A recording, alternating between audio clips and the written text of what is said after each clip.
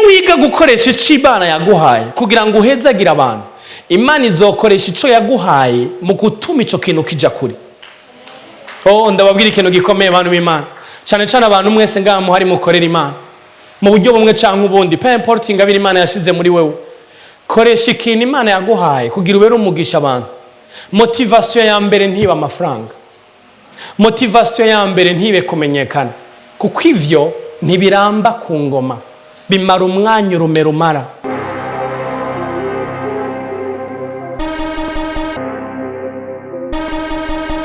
Natangaye nibutse imyaka mikenya gusa iheze nja muri Remene, muri jewe nca numva umengo harejo uruca nibaza ikibazo, vya vrai n'ubu ndacaje kwigisha amagroupe biblique ego kuri iki ntabiretse.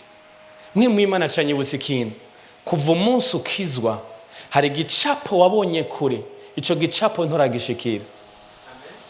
Mwumva ivyo ndiko ndababwira bantu muri ngaha, mwumva ivyo ndiko ndababwira. Igicapo cawe kinini nimba ari kuba umustar, umunsi wabaye umustar ni umunsi uzobuguye, kuko nta yindi mpamvu yo kubaho uzobugifise. Igicapo cawe nimba ari kugira mariage, umunsi wagize mariage ni umunsi uzobuhagaritse gukorera Imana, kuko wayikorera utararongogwa. Ndiko ndababwira ibintu byinshi muvyumvirize, muriko muranyumva abantu b'Imana. Umviriza ndababwira ikintu, ibi bintu muvyumve, ibi bintu muvyakire mu mitima yanyu. Ndabisubiramwe, uyu munsi isi tubayemo igerageza kwerekana yuko abantu bari ku isi ni benshi, igerageza kwerekana yuko abantu bakomeye n'abafise amafaranga, canke abantu bakomeye n'abari mu maposition runaka, ku buryo abantu benshi bagenda mu mitima yabo bisuzugura, mu mitima yabo batiha agaciro. Ndashaka kubwira umuntu inkuru nziza ari ngaha anyumvirize. Wewe uri umuntu w'agaciro ku rugezo udashobora kwibaza. Ndaze kubikubwira uvyemere, kuko niko kuri kw'ijambo ry'Imana.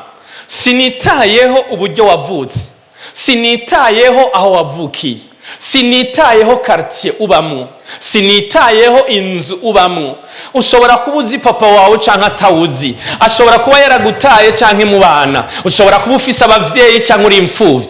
Ivyo vyose ntaco bihindura ku Muremyi, kuko abavyeyi bawe bataraniyumvira kuja hamwe, abavyeyi bawe na mama wawe ataragusama mu nda, Imana yari ikuzi, yari yarakwiyumviriye, yari izi ngo uyu yitwa naka. Haleluya. Yari izi ngo, mwumvike ikintu ndiko ndababwira, yari izi ngo naka ndamurungitse ku isi agiye gukora iki. Kandi kiravuga ngo sindamurungitse wenyene, ndamurungikanye abumarayika agenda kumufasha ku nzira, kugira ngo ku munsi yige kumurongorera mu vyo namuremeye. Muriko murankurikira? Urero niyo mpamvu muzosanga ndabaha akarorero. Murabona mw'isi abantu boshobora kuba basa, ni nk'akarorero. Mugabo naho abantu basa gute, abanyabwenge basanze ata muntu afise igikumu gisa n'ico yundi, empreinte. Niyo mpamvu kenshi nk'ubara bakubwira ngo shira igikumu cawe kuri karangamuntu, canke shira igikumu cawe ugiye nko kurondera passport, hari hano bakwereka ushira igikumu. Mwibaze bantu b'Imana, abantu fata amamiliyaridi y'abantu ari ku isi, dufate ko ari nk'amamiliyaridi 12 canke arenga, bivanye n'ivyo bavuga ngaha. Utu turongo mubona turi kuri aka gatoki ko ngaha gisa n'ico yundi, n'amahasa yavukiye muri iterisi imwe usanga adafise igikumu gisa. Murazi ico bisigura? Bisigura ngo uyu munsi kuba maze kubibona, hari ahantu ugenda ugasanga hari umuryango mu kugurura ushirako igikumu gutyo, ushizeko igikumu ugaca wuguruka. Uronda guha inkuru nziza, waruzi yuko hari ahantu wewe wogenda washirako igikumu umuryango kuguruka, hama jewe nkinjira kuko washizeko igikumu? Hari ahantu twoja jewe ntashizeko igikumu wowe ntiwinjire. Ubu rero inkuru nziza ngiyi, hari n'ahantu na wewe wenyene niwe woja aho hantu ushizeko igikumu tukinjira. Ufite neko mvuga iki? Neko mvuga burya wenda gukeneye cyane. Uri umuntu w'agaciro gose. Umva ugomba uvyemere, ugombe wisozogure, je ndakubwira icuri. Asha kuri uyu mugoroba kazima waje muri clôture. Wewe uri umuntu w'agaciro. Burya ndagukeneye cyane gusumba uko nkeneye.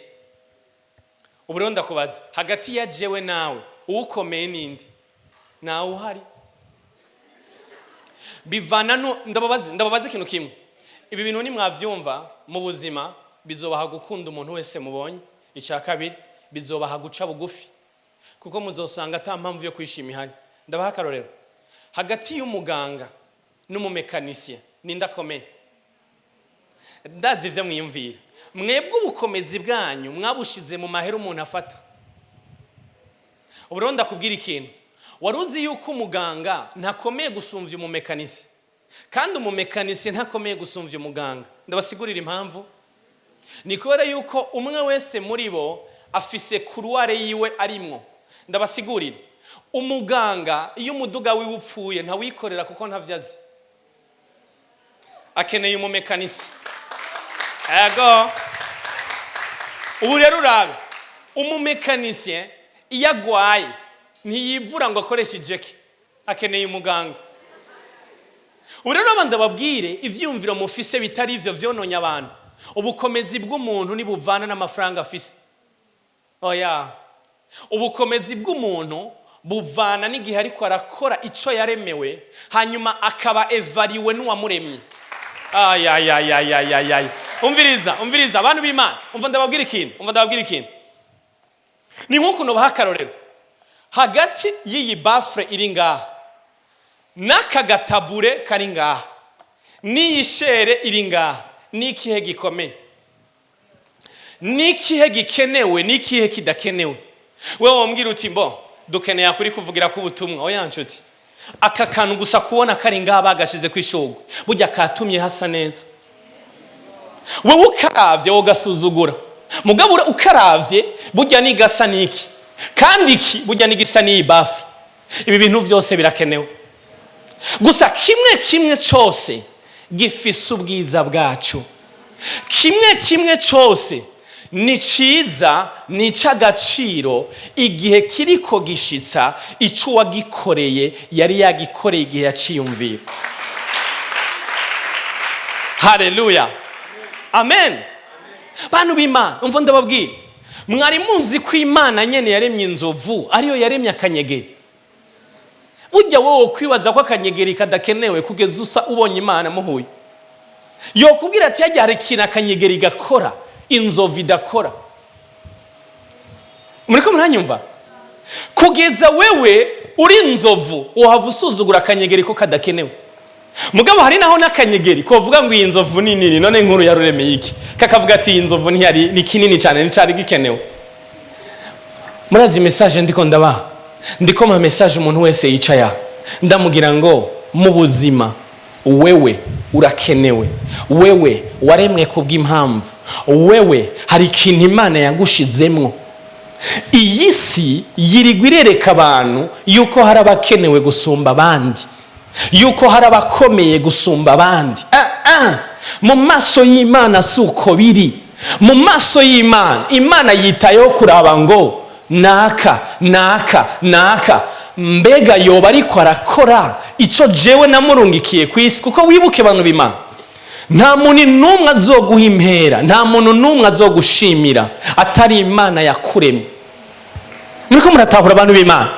Ubu rero niyo mpamvu nshaka wowe wibaza ikibazo, uyu munsi ukubaho kwawe kwisi gufise iyihe ntumbero? Mbega ubwo nturi kuherekeza abandi? Mbega ubwo nturi kugaragaza kwishushanya n'abandi? Muriko muranyumva abantu b'Imana? Umuntu wese yicaye ngaha naje kukubwira ico Imana ivuga mu ijambo ryayo. Yakuremye yakwiyumviriye, ibikenewe vyose muri ubu buzima wokenera yabishize muri wewe igihe yakurungika. Niyo mpamvu ndababwira kimwe mu bintu vya mbere Satani ateza abantu gikomeye cyane uyu munsi kiri kwisi, nuko abantu benshi uyu munsi bari mu kuvangirwa gute? Abantu ntibazi ico baremewe. Bantu b'Imana, nimba ari ukumenya mu buzima kuruta ukundi kumenya kose, nukumenya ico waremewe. Ico waremewe nagira ndakubwire ngo na mama wawe ntacazi ico waremewe. Umviriza, ataronse hishurirwa ry'uwakuremye yo kubona mugabo ntapfe yaramenye impamvu hari. Ibi nivyo vyabaye uyu munsi. Imana ishimwe mugabo abantu musigaye mukura muri iyi minsi. Mwe musigaye mukura hari internet, hari Facebook na Instagram n'ibindi. Twe twakuze mu bihe aho abavyeyi bari bazi ko ubuzima bwacu buri mu ishuri. Yavuga ati ja kwishuri kandi ico gihe twe bategeza kwiga medicine cyangwa kiga droit cyangwa kiga economy ntivyari vyinshi, kuko ukumenya ko umuntu wamengo biri muri ivyo. Urero niyo mpamvu abana bakuze ico gihe batanguye kubona nk'uburirimba bijya vy'abasani. Pavuga ati wa mwana wanje habaye kirobezo mana yanje, wanakurungize kuja kwiga mate. Bantu b'Imana, hari abantu bataremewe matematike, mu mbabarire ndazi ko muri abanyeshuri. Yo umviriza bantu b'Imana, umviriza munyumve neza, kwiga birakenewe. Bantu b'Imana, hari umuntu igihe Imana yamurungika ntiyaraje kuba Pitagoro canke Nuzeye canke babita ngo axiom de Thalès, ntiyaraje kuba Thalès n'abandi. Bantu b'Imana, ibintu mu vyumva. Umva ndababwira ikintu kimwe mu bintu vyishe n'ibihugu vyacu. Twaje kwikangura dutevye. Twe twari tuzi ko abantu bose bategerezwa gusa, bategerezwa kuba abaganga bagakora mu mabiro. Ubu muri iyi myaka les années 2000 niho bitanguye guhinduka cyane. Twekera twari tuzi yuko abantu bose baheza baje gukora mu mabiro. Niyo mpamvu abantu mu mageneration yanje twarahejeje hamatuza guheza n'ibintu vy'ubuzirero vyononekaye. Mwebwe ubunye musigaye muri mageneration abantu bose bakora ivyabo. Jewe nuguruye ngo ngira ubuntu photography. Okay. Uyu ndakakubwira ngo dufise ngo gospel TV. Mona mitwe twevora ivyo bidahari. Twe twari tuzi RTNB. Ego. RTNB niyo twari tuzi. Na ibimwe muza ama TV online. Twe twari tuzi wora ba RTNB hamukarabi. Iwanyu mufise uburyo ico gihe kugira murabe Canal Plus muhira. Yaramakara cyamwe inshuti y'Imana. Si umuntu ubunye Canal Plus zira umviriza abantu b'Imana. Cyane ikomvuga iki? Nakumvuga ngo abantu nitwaremewe bimwe. Bantu b'Imana, mu bigombe ni mu bigombe. Hari umuntu Imana yarungitse kugira ngo aririmbe gusa. Hari umuntu Imana yarungitse kugira ngo batorere ama equation y'ukungene mwoshora kubaka ahantu mukahaduza ntibigwe. Ni wa mugoza kuririmba ntavyazi. Uyo rero we iyo imvrero uyo mwigana muri remene. Chaque fois bazanye bya bintu twiga vy'imirongo vyita gute? Chaque fois bazanye amakurbe waritora kuko ni Imana yamuremeye. Wewe uzokwiyumvira kurbe, wewe Imana yaguhaye umuhogo. Ni mpamvu muzobona nk'ubu like amasovra hila. Umva ndababwira ikintu bantu b'Imana, ibi ndiko ndababwira n'ukuri. Hari abantu Imana yaremye yamurungitse ku isi kugira ngo yambike abantu nico kintu yaremewe. Niyo mpamvu chaque fois muhuye aguma kubwira bawiga kujanisha nuko kuntu wambara mengo ni jokerera jaune rouge bleu. Nawe au na habari none ivyo bintu vyo kujanisha je nambaye tu. Uwe ariko akubwira ngo monami je ndi umukozi w'Imana. Imana navuye mu ijuru indungika mu isi nambika abantu. Ubu rero uyonye hari gihe we mwigana canke mwamujanye mu bintu bitari vyo muzovuga ati urya yari kijuju nta bwenge afise. Bantu Imana uva ndababwira, niyo mpamvu Yesu igihe kimwe yigeza kuvuga ngo umuntu niyatuka mugenzi we ngo ni kijuju, acavuga ngo uyu muntu akwiye kuja igehenomu. Kubera umuntu yaremwe n'Imana si kijuju. Umuntu yaremwe n'Imana afise ubwenge gusa wodatahura. Arashobora kuba afise ubwenge. Niyo mpamvu ndababwira ngana abazungu badusize mu kintu kimwe kimucancane gifatanye na education. Abazungu muri education nibigisha abana kubasubiza rendez-moi mes notes. Sinzi ko uyu munsi mu kigira rendez-moi mes notes muboroka bakakubaza ibibazo ubibasubiremo. Abazungu uyu munsi mu kwigisha abana baraba umwana wose ikintu kiri muri we. Hari gihe baraba nk'umwana bakavuga ati uyu mwana arafise sorte y'ubwenge bwo kuvuga ibintu vyo kwandika ntari foro. Bagaca bavuga ngo reka tumumenyereze muri ibi vyo kuvuga. Abandi bakaraba bakavuga ati uyu mwana ni Lionel Messi. Haje Lionel Messi nibaze ngo azibiyaro nk'ivyo uzi. Wowe muri remene urafuta haje woci ubwenge cyane. Lionel Messi ubwenge afise nukumuha agapira kazaragira gutya n'amaguru. Hama bagaca bamwemba amamiliyoni tukirwa turaba ku televiziyo. Wewe na certificate yawe mana yanje barashaka no kugusanga ngaho mwibarabara. Umva munyumvirize ndiko ndababwira ikintu. Ndiko ndavuga ngo umuntu wese Imana yaremye mugira ubwenge bw'Imana abantu b'Imana. Hari ikintu afise muri we. Ubundi uyu munsi abavyeyi bategeza kuraba kuva umwana akiri muto akiri muto 2 ans 3 ans bakavuga ngo aka kana kanje gashoboye iki. Hanyuma umaze gutora icyo umuntu ashoboye mworiente mu mashuri ajana mu vyo ashoboye, nivyo abandi bazi, nivyo abandi abadusize nivyo bagizemwo. Umva ndababwire, nta muntu Imana yaremye kugira ngo ashobore ibintu vyose. Ndabaye nk'akarorero. Okay, nk'umwe murashaka kuba ati dufate guteka. Nk'ubu ndakubwiye nti ujya mukozi ateka iwanyu, kuri wowe ubona umengo nakazi gasuzuguritse. Okay, ni kubera juste ateka iwanyu. Umuntu atekera president arakomeye inshuti y'Imana. Yego, hari n'abandi batekera mu ndege, birirwa mu ndege utayigiyemo. Attention, munazi ikintu kibatungishije, akazi konyene bazi barateka. Wewe wabura kumbwira ngo guteka, umviriza inshuti y'Imana. Hari umuntu Imana yarungitse ku isi kugira ngo abigishe kuvanga ibirungo mwebwe mutazi, kugira ngo niwafungura uze kuvuga ati kuva mbaho ndariye. Bijya vyimuhira yahora ari mashanje murayizi. Bijya vyimuhira mwahora mu myimenyerezo. Uyo muntu ataraza mwe ni munsi ngene bateka. Hari umuntu ariko aranyumva abantu b'Imana. Burya ndiko ndakubwira ubutumwa bwiza. Umviriza, naje kubwira umuntu yicaye ngaha ibi bintu bitane muri wewe. Wewe uri umuntu akomeye, wewe uri umuntu Imana yaremwe mu ishusho yayo. Reka kwisuzugura, reka kwiyumvira umengo uri kuherekeza abandi. Urazi impamvu ndiko ndababwira abantu b'Imana. Abajene uyu munsi muri ko murabaho uyu munsi, ndababwira ikintu gisigaye gihari.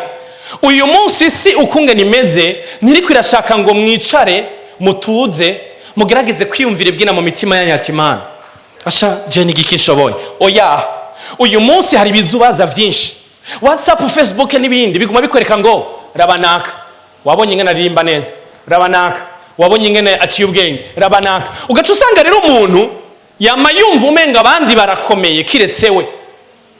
Kandi n'isi nizofa yaraje kukubwira ubutumwa niko ndakubwira, kuko isi ni gukunda. Umuntu wenyine akuza gukunda ni Imana yakuremye. Niyo mpamvu nazanye rino jambo. Imana ibwira Yeremiya ngo ntaragushira mu nda ya mama wawe nari ndakuzi. Iramubwira iti nari narakuremeye kuba. Bantu b'Imana, umuntu wese ari ngaha yaremewe kuba. Ubuheruka naratwenze umuntu ambwiye yuko hari umuntu atungishijwe n'izuru, niko kazi kiwe. Ndabafinde murazi cakora imbere yuko basohora amaparfum ajejwe kuyimotereza, agira ngo agira ngo iyi mwayivanze nabi bakazana ikurige iyi ni sawa, ugasanga bamuhemba amamiliyoni y'amadolari kubera izuru.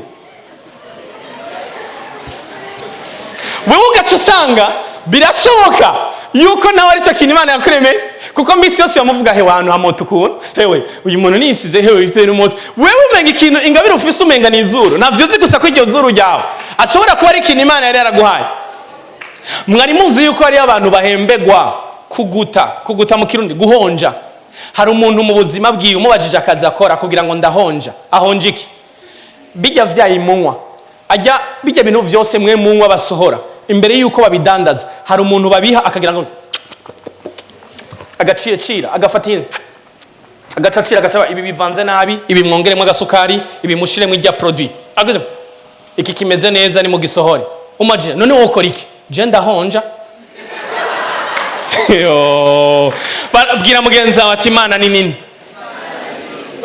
Umuntu bantu b'Imana umva ndababwira, umuntu wese Imana yaremye yamuremeye ikintu, yamureme. Umviriza, nta muntu yaje ngaha guherekeza abandi. Nusubire no kwisuzugura ibihe turimwo, reka kuko mubona umenga abandi ku ishuri, muhira, mu kibano nibo bakomeye. Umviriza, naje kukubwira ikintu nshuti y'Imana, wewe urakomeye imbere y'Imana. Haleluya. Yes, bivyo naje kukubarira. Wewe hari ikintu Imana yaguhaye, Imana yaremye ijuru n'isi. Uranda babwira ingene ibi bintu bigera n'ahantu ugasanga uri umuntu utagifitisha abantu, kubera yuko abantu bose bakomeye, kubera yuko jewe ndafise ico nahawe, wewe urafise ico wahawe. Hagati ya jewe nawe ninde uvuze ngo ninde asumba uyundi? Ca ndakubaza, kugira usumbanisha ibintu bibiri bisaba ko ivyo bintu bibiri biba vyararemwe kumwe, hama bifise inzira imwe. Muri ico gihe wabisumbanisha. Ndabaha akarorero muce munyishura. Hagati y'ikiraya n'igitoki haryosha iki? Okay, ora ndabwira ivyo mwishuye vyose sivyo, kubera ko atari vyo. ni gute wogereranya ikiraya n'igitoki ubwavyo n'amazina samwe n'ingene bisa ntibisa co kimwe? Ntushobora kugereranya ibintu bibiri ataco bipfana. Niyo mpamvu bamwe bakunda ikiraya abandi bakunda igitoki. Ninde yakubwiye yuko ivy'Imana yaremye abantu bose bategereza kubikunda co kimwe? Ninde yakubwiye ko ingabire Imana yagushizemwo abantu bose bazoyikomera amashi? Hari abantu mu buzima badakeneye icyo Imana yagushizemwo. Kenshi bazogukritika, bazoguca intege, bazokuvuga nabi, bazovuga ngo ujye n'ikijuju, bazovuga ngo ujye naca azokwimarira. Urazi impamvu? Ikimbabaje ni kubera yuko utazi iyi message ndiko ndakwigisha uzoca uvyemera hama wisuzugure. Ariko ni wabuzi ngo narimwe mu ishusho y'Imana, ntaraza kwisi Imana yarinzi, yari yaranyiyumviriye, yari yarandungitse kugira ngo nkore ikintu yandemeye. Ni wahura n'abantu ukabura ikiraya bakakubwira ngo kuri ivyo biraya ngaha, uzovuga uti Imana ibaho umugisha, ninashika imbere hari abantu bazoshima Imana ko ikiraya caremwe. Hari umuntu ariko aranyumva? Ibi ndiko ndababwira nibwo buzima, ibi ndiko ndababwira niko kuri kw'ijambo ry'Imana. Umuntu wese arisa, umuntu wese afise ingabire muri we zikomeye Imana yamushizemwo. Ikintu ca mbere ukeneye ni ukumenya impamvu y'ukubaho kwawe. Niyo mpamvu kugira umenye ukungene iyi mikrofone mfise ikora, ukwiye kwegera uwayikoze.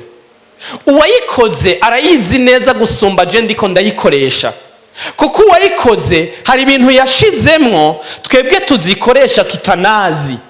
Muriko murantahura? Impamvu ya mbere y'ukumenya icyo Imana yagushizemwo ni ukwegera Umuremyi.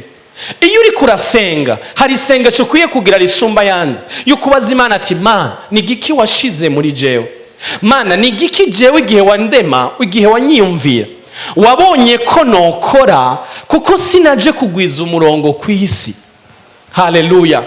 Muri ico gihe Imana izotangura kuguhishurira ikintu yagushizemwo. Ikintu Imana yagushizemwo yakuremeye, iyo uri kurakibamwo wumva umenga uraruhutse. Urabona ifi uyisanze mu mazi nico kibanza ca mbere woyisangamo ikakubwira ati mu mazi ni wonsinda, kuko niho naremewe, ni kibanza canje. Ingorane ya mbere wogira ni gihe wofata ifi ugashaka kuyuriza igiti, cyangwa ugafata inguge ugashaka kuyishira mu mazi. Inguge ntiyaremewe mu mazi.